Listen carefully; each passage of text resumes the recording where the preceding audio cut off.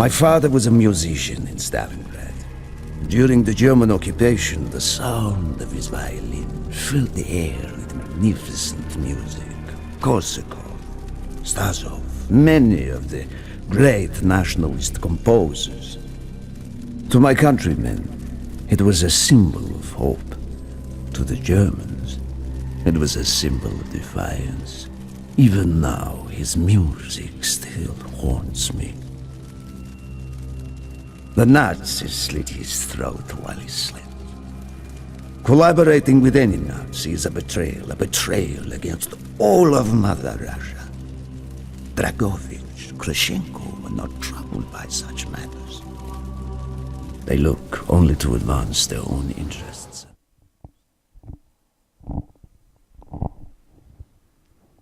Hello everybody, Fallen Virtues here. This is the 4th time I've tried to do this commentary. Lots of things have gone wrong. Twice people have interrupted me and come in my room. Something fell off the wall. But here I am with my HD gameplay. This is the Black Ops campaign. And you may be wondering why this looks like a World War II sort of setting. That's because it is. Treyarch could not resist it. They've gone back to World War II for a few of the missions on the campaign.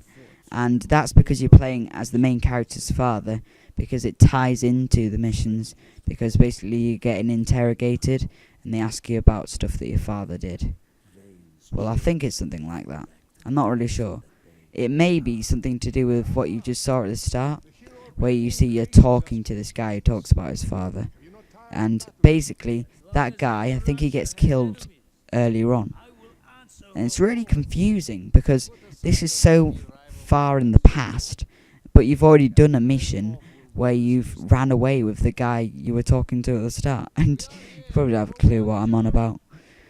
God, campaign gets quite confusing, and then you go on all these Call of Duty wikis, and they seem to be able to remember every single detail, but it's just shooting for me, to be honest. Basically what happens is, you try to find this German who says he can help you, but he's an enemy, and he wants to try out some gas, what's it called? I think it's called Nova 6 gas.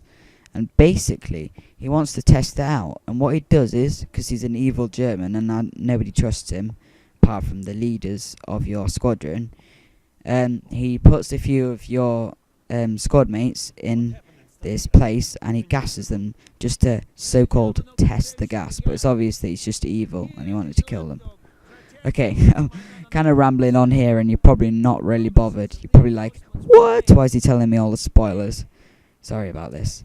One thing that I will show you later on, in a minute, you will see lots of familiar World at War guns. If you ever played World at War, lots of people seem to think that World at War was a bad game. I think World at War was a great game, to be perfectly honest. And I think it's stupid that people can dismiss such a good game. It's better than Modern Warfare 2. I'm not sure about COD 4. It's definitely better than COD 4 on campaign. The campaign on World at War was great. It's even worth playing nowadays. Treyarch has always been good at campaign, but online maybe not so much. I think the reason I like both Treyarch's latest Call of Duty games is because I'm really into the World War II style Call of Duty and not so much into the more modern eras.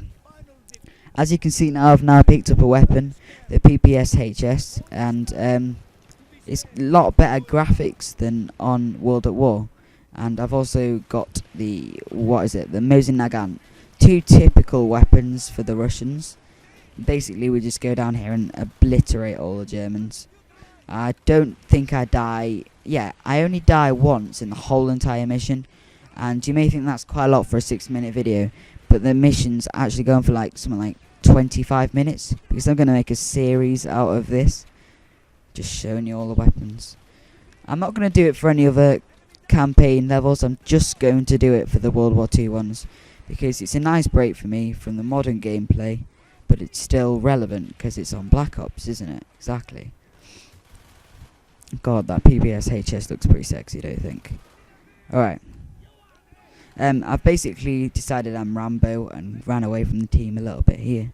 You're sort of allowed to do that in some missions, but you do often get reminded of the fact that you are not Rambo. And I think even on medium mode, you do sort of get to sticky situations where you could almost die, but you just skate through. I seem to end up shooting my own team a little bit at the start, which is quite confusing because everyone's sort of wearing snow gear. You just shoot anyone. There's the tactical players who aim for headshots and reload a lot and get behind cover, and then there's the spray and pray kind of people that just no scope all the time.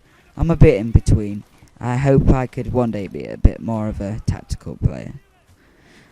And that's the thing, really. When you're trying to be a good player, you actually are a good player. Like, if you jump online, you can easily get a terrible KD. But if you actually try, you can pull it back and get 6 or 7 more kills than deaths, even if you were losing by loads in the first place. So I really recommend people to, before I go, try the campaign. Try being more tactical on multiplayer. Maybe being a bit more of an aggressive player, but checking your corners and looking all around you for where you could get shot from. One thing I've also noticed about World at War... No, it's not even World at War, is it? It's Black Ops. That's how World War II style this mission is. One thing I've noticed is there's no attachments on any of the guns that you use in this mission, but on the actual World at War, back in whatever year they brought out World at War, there was lots of attachments to use. But even on the other missions, there's stuff like ACOG sight and reflex sight and all that. But even though it's World War II, they've decided not to use any attachments. And I think that's because back in World War II, they didn't really use attachments. It was just plain guns, iron sights and all that. Thanks for listening to my commentary. Please come over and subscribe. I'm sure the next videos in the series will be a lot better because this is sort of an intro to the series. I'm X Virtues, also known as Fallen Virtues, and I am a noob.